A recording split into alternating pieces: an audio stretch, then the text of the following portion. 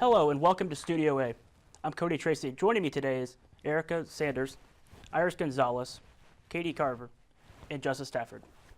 And we'll have stories on the annual cleanup of the San Marcos River, the new chief of the University Police Department, and how technology is helping students to hook up. Those stories and more next on StudioA.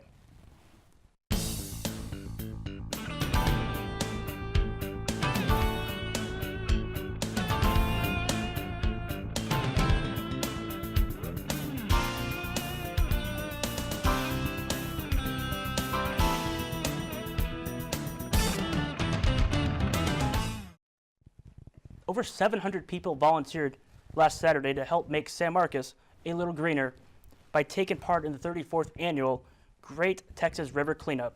Katie Carver was there. Cody, it was a little colder than normal, but the turnout was about average. This year marked the 34th annual Great Texas River Cleanup here in San Marcos, with over 700 volunteers cleaning a 90-mile stretch of the San Marcos River. Volunteers made sure to cover all parts of the river with groups along the bank, in canoes, and even scuba diving below the surface to ensure that every piece of trash was removed. Texas State student Manny Elizondo says one of the things that makes this event so unique is the Texas State and San Marcos community coming together to give back. It's just great giving back to the community. San Marcos does so much for me, and it's such a beautiful place. Volunteer group leader Kristen White decided to sign up after noticing a need for change. Just get irritated when I see people leave trash all around the city, and so I thought it'd be nice to clean it up. When asked how San Marcos residents can help keep the river cleaner, Elizondo says it's simple. There's so many recycling bins everywhere, and there's just like so many trash cans everywhere. Just instead of just tossing it out of your car or just throwing it on the side of the road, just literally just put it in a trash can or recycling it. It doesn't take that much effort. Last year, volunteers collected over 31,000 pounds of trash, over 10,000 pounds of recycling, and 38 tires. This year, organizers hope to collect even more. For Studio A, I'm Katie Carver. So, Katie, there were 38 tires in that river all at once.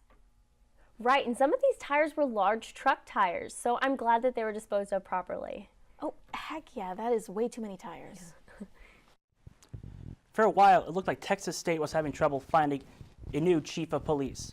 But a few months ago, the search finally ended. Justice Stafford has the story. Cody, the university wound up picking a chief that comes from a university Chief of Police Lori Cloud.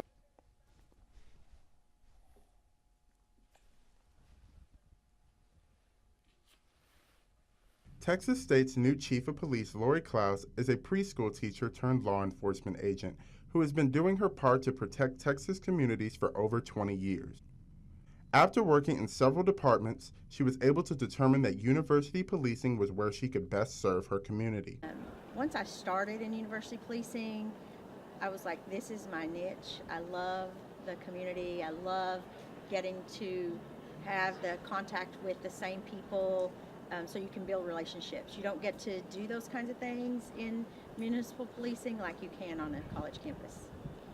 Klaus believes that her teaching background will play a huge part in successfully training officers and working with young students.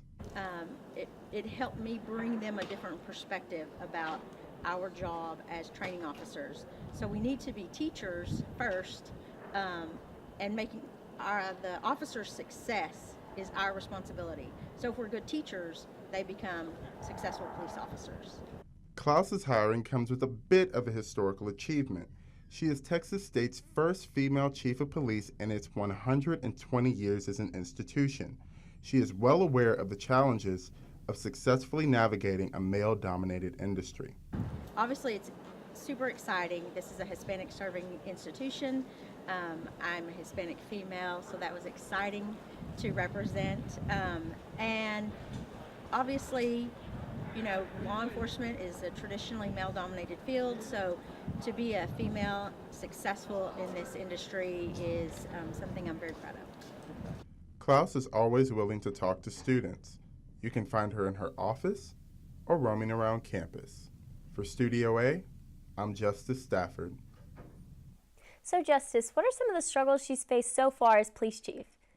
Well, recently there's been a bunch of assaults on campus, so that's one thing that she had to face right out of the gate. So she's currently trying to deal with that, but I'm sure she'll get it solved. For college students, engaging in extracurricular sexual activities is nothing new. But the way they go about finding partners is. Erica Sanders looked into the technology of the hookup culture. Cody, dating apps like Tinder allow people to give potential dates a hot or not rating by a simple swipe of the screen. In 2015, Texas State was ranked number 3 on the list of the kinkiest schools in the country. According to a study done by Clover, a mobile dating app, the study showed which schools had more students looking for hookups and looking for love. Hookup culture doesn't have a cut and dry definition. Rather, it means different things for different students. Hooking up is non-relationship bound sex. Sex is common among college students, but factors like dating apps make it easier for students to hook up with just one swipe of their finger. Tinder is probably the juggernaut of online dating apps. They were the ones that kind of conceived and commodified this swipe left, swipe right interface, where if you like someone, you swipe right, and if you don't like someone, you swipe left. After you express mutual interest in the person by swiping right, you get a screen that says it's a match, and there you can continue your journey into cyber romance wherever that takes you. In her study, James found men were more inclined to use dating applications for random hookups, while women use it as a tool for seeking a romantic connection.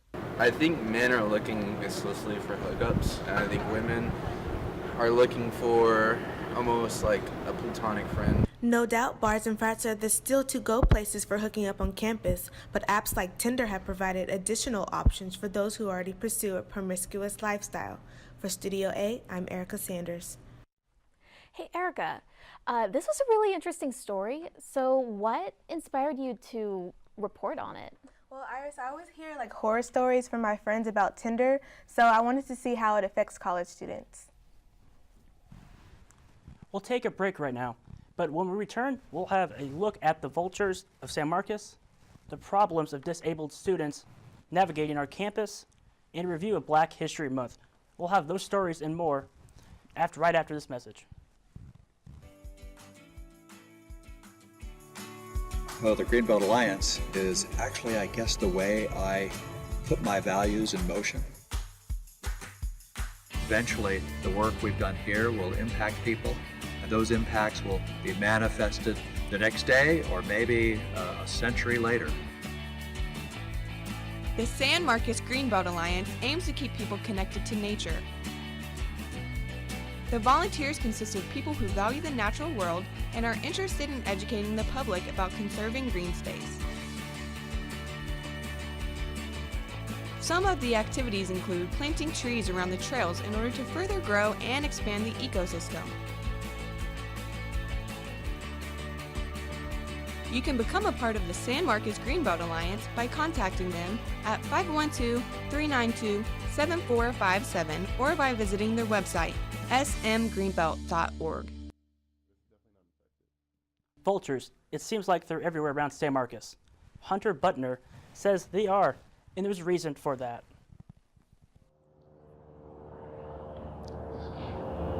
If you've spent any time in San Marcos, you've probably noticed that the city has a lot of several things. Students, traffic, and if you take the time to look up, you may notice a third thing. Vultures. Turkey vultures and black vultures to be exact, and there are a lot of them. In the late morning or afternoon, you'll surely see some vultures soaring in their distinctive circular pattern. You can tell the two species apart while they're flying by looking for the broad white stripe that the turkey vultures have on their wing. While it's difficult to get an exact number of how many vultures call San Marcos home, experts have found that the area has around a dozen roosts where the birds like to rest. Each roost can have over 100 vultures in it at any given time. But why here? Why have so many birds chosen to stay in San Marcos?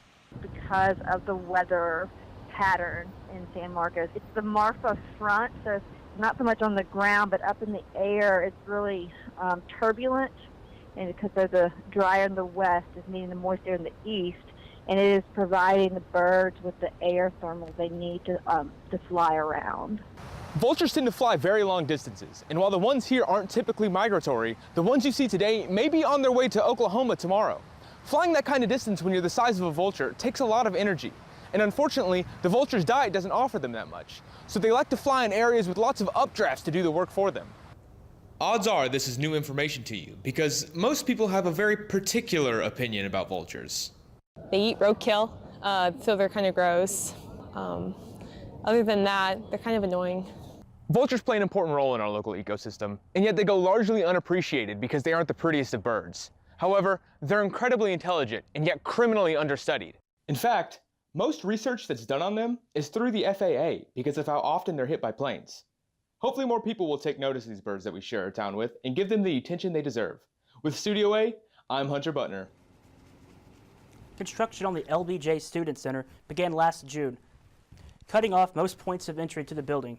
Iris Gonzalez says this inconveniences all students at Texas State, but the current detours affect some more than others. That's right. For most, this situation boils down to the missed opportunity for a tasty chicken sandwich. But for students with disabilities, these detours aren't just inconvenient. They're downright dehumanizing. Take a look. The banging, the clanging. Texas State students are all too familiar with these sounds as the LBJ Student Center remains under construction. But for students with disabilities, campus construction has less to do with noise and more to do with just plain getting around. I have to go down this really long wooden ramp that they think is a good detour, but it's so excessive and unnecessary, and there's always people on it. With Texas State's infamous topography, students with disabilities already deal with limited access to certain areas on campus. Now that most of LBJ's entrances are blocked off by construction, they're even more restricted than before, not to mention crowded. They made the ramp bigger because I was complaining about it, but now people just use that as an excuse to walk next to each other, so they take up both sides of the ramp. Love that. There's a question of what if those construction sites are making accessibility worse when the campus itself is not as accessible as it should be. This morning I was trying to go to work and there was a Texas State truck parked in front of the ramp in the parking garage, and I was like, how am I supposed to go anywhere with you parked right here? The Delta Alpha Pi Honor Society is one of several resources on campus that disabled students can use to voice their concerns. You have power in getting together and making your voice stronger and louder, and especially when it's the disability community, it seems to make a great difference. Students interested in advocating for improved accessibility on campus can find resources at ods.txstate.edu. For Studio A, I'm Iris Gonzalez. Who else is affected by campus construction? Well, along with the wheelchair-bound students on campus, there are people with silent illnesses that have to deal with all this construction detouring, like, for example, people with heart conditions, chronic pain, even epilepsy. The added time it takes to get to class with all these detours can be hazardous because of all the strain it puts on their bodies. Wow, that sounds like a bunch of trouble. I would not like to have any part of that. Black History Month wrapped up at the end of February. While the campus was busy with events, some organizers complained that they were not well publicized. Gabrielle Sanchez reports. Mama's Kitchen is a fixture for Black History Month. It's an opportunity to enjoy food, music, and culture, but some organizers say it's not getting the attention it should. Even in comparison to, like, today was Mama's Kitchen, and they do Mama's Kitchen in the fall for Hispanic Heritage Month, I just feel like it wasn't as big. Over at the Performing Arts Center, moviegoers could see Say Her Name, The Life and Death of Sandra Bland, a documentary about a woman who died in police custody after a traffic stop. The crowd was diverse, but for some, that wasn't enough. I think we're a very diverse school. We are a minority-majority school, but when it comes to like actually representing that population and being inclusive and like including diverse people in those spaces, I don't think we do a really good job at that. Although Texas State is a minority-majority school, its campus lacks awareness. Although Black History Month has come to an end, there's always a way to get involved and learn more about your communities. Visit sti.texasstate.com for more information. For StudioA, I'm Gabriela Sanchez. One of the standout venues for Black History Month is a little museum in the San Marcos Historic District. Jacarius Stanley paid a visit. The Calaboose Museum has been in operation since 1997 and works to preserve the rich African American culture in the city of San Marcos. The museum is run by volunteers and usually open on Saturdays or by appointment. And this museum has held so many memories. At first, it was Hayes County's first jail. Then it transformed into a USO hall. And then after that, it became a community center. And now it's the Calaboose that we all know and love. Everyone has something different that stands out for them about the museum. It could be the Klansman suit they have on display or the sheet music that they have from the famous guitarist Eddie Durham. The significance of the building is different for each person. It's very important for African Americans and for all groups to preserve their history, and without this museum we would have lost a tremendous amount of Black history here. So we do preserve and display and interpret the history of African Americans in this community. The Calaboose still has a jail, but it's off limit for visitors. This museum is just one of the little known gems right here in the city of San Marcos, and I recommend for anyone to go and check it out while they're here. For StudioA, I'm Jacarius Stanley. Coming up next on StudioA, a look at how the film club helps students prepare for a career in the motion picture industry. And we'll go along with some Texas State ghost hunters as they try to find evidence or ectoplasmic phenomena. That's coming up right after this.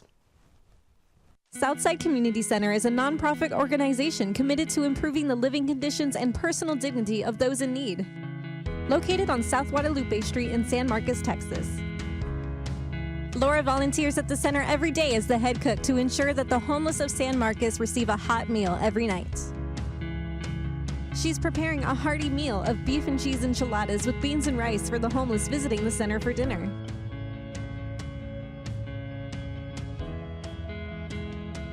Here at Southside, we cook dinner for the homeless every day at 5 o'clock, anywhere from 30 to 40 people, and I just enjoy cooking and giving back to the shelter.